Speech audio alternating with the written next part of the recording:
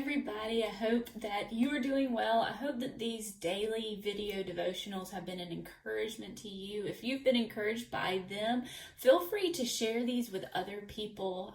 I know that encouragement is much needed anytime, especially during this time. But today is day 3 of us looking at Habakkuk and how to turn our worry into worship. And today our focal verse is Habakkuk chapter 2. So we're in chapter 2 today, verse 1. And it says, I will stand my watch and set myself on the rampart and watch to see what he will say to me and what I will answer when I am corrected. Yesterday, we saw the 3 problems faced by the prophet Habakkuk and his search for the solution to those problems, especially the problem he had with God. The first chapter of his little book outlines his worries. When we come to the second chapter, we see how God deals with these problems and worries and how he helps and enables Habakkuk to react to them eventually in the right way. In the first verse of the second chapter, which is our verse for today, we see the prophet's threefold reaction. First, he waited.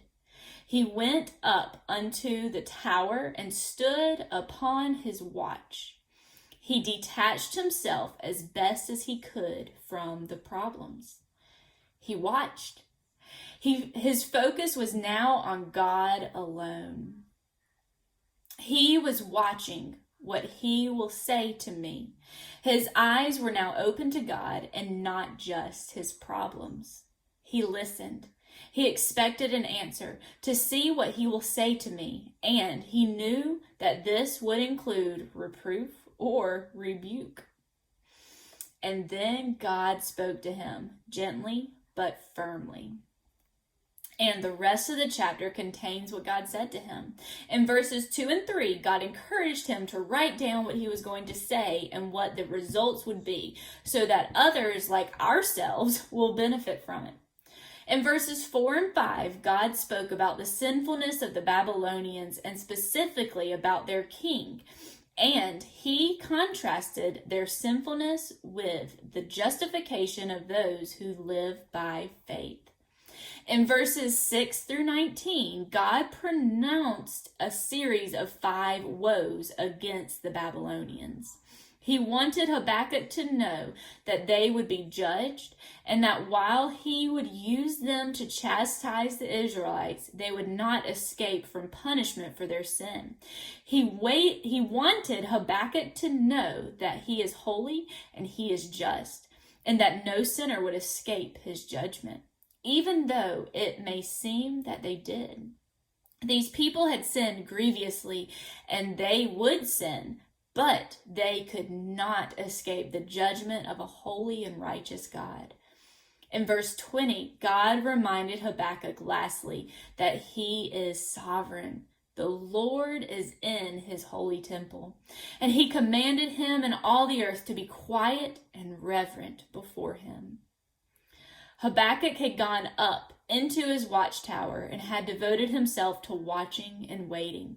He had said, I am going to stand upon my watch and I am going to see what God is going to say to me and how he's going to answer me. God answered him. God spoke, and that was enough for the prophet. It should be enough for us also. God always answers us when we wait and watch. Are you facing a problem just now? Wait and watch. I know one of the biggest problems that as a ministry we're facing is reaching the children and praying that God is taking care of these kids while they are at home, and not being able to meet together in churches and just a lot of different things. And like I said the other day, it's just we need to wait and watch for God. But one of the things that Habakkuk did was he got away from the problem and he set his eyes on the Lord, and he was diligent in seeking an answer. Sometimes we can say that we want God to answer, but we're not diligent in seeking that answer. I encourage you to read chapter 2 of Habakkuk.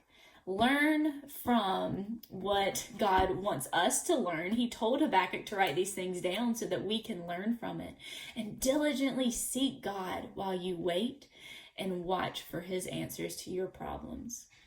I hope that this is encouraging to you. I hope that you are learning how to turn your worries into worshiping God, because God is sovereign. He is in complete control. And I am praying for you, and I will see you again tomorrow with our next devotional. Bye.